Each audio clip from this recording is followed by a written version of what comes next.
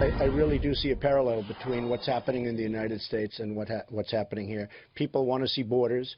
They don't necessarily want people pouring into their country that they don't know who they are and where they come from. They have no idea. And I think, you know, it not only did it win, but it won by a much bigger margin than people thought it would happen. So related to Trump, here's a really big question for us.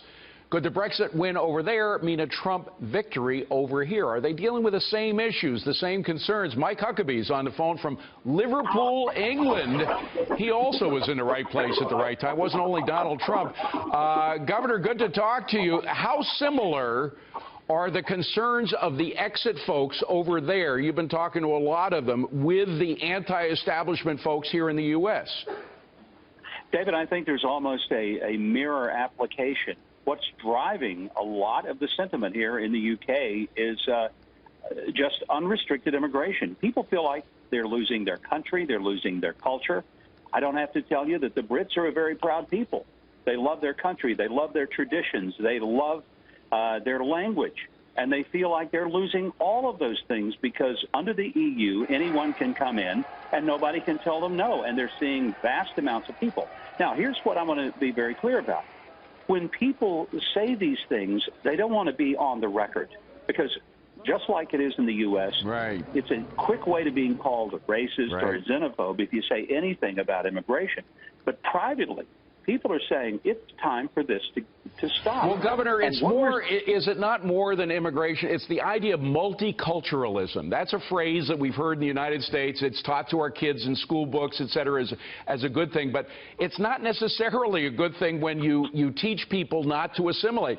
Immigrants who come to the United States or go anywhere and want to assimilate and become part of the culture could be a good thing if they're hardworking people. But with this whole concept of multiculturalism that keeps them in a bubble, if you will, non-assimilating, that's the problem, is it not?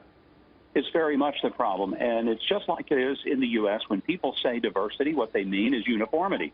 And so diversity has come to mean that you have to be accepting of every different thing, but you cannot in any way celebrate a traditional viewpoint, a traditional morality, a traditional patriotism, because that would, after all, be offensive to someone. Right. And, David, what I think we're going to see in the U.S. in November is that while people are being, you know, a little careful to say things publicly, the same thing happens there. It's the nationalist versus the globalist. Do you want a national economy that will let you have a job, you can work and earn a paycheck?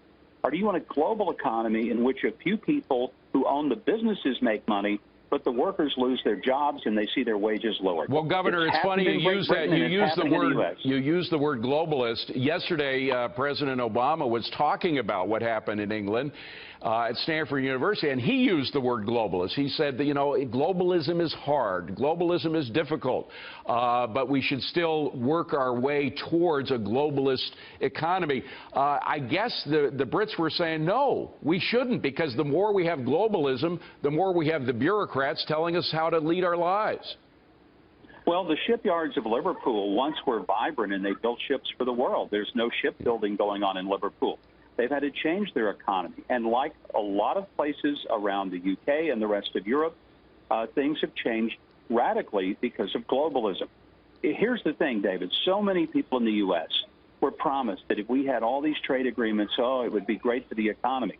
But they've lost their homes to foreclosure. They've lost their pensions. They've lost their paychecks. But, Governor, what should we do? Because the question is really what if you want to strong-arm businesses to stay here in the United States, because that's not the free market. You don't want to force, for example, as Donald Trump has said, Apple to manufacture its products here, which would double their price. People wouldn't buy the iPhone anymore. They'd buy Samsung products. So a U.S. company would go down the drain. So what do you do? Well, one thing you do is create a little bit more level playing field by taking away the huge tax and regulatory burden that many companies in the U.S. face.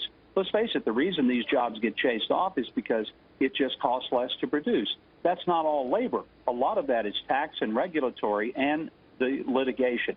So if you deal with taxation, regulation, and litigation, you're going to see job creation. But if you don't do those things, we're going to continue to see job migration going the other way. But do it with incentives that make it cheaper to manufacture here than it does to manufacture or sell abroad. Governor Huckabee, again, great timing.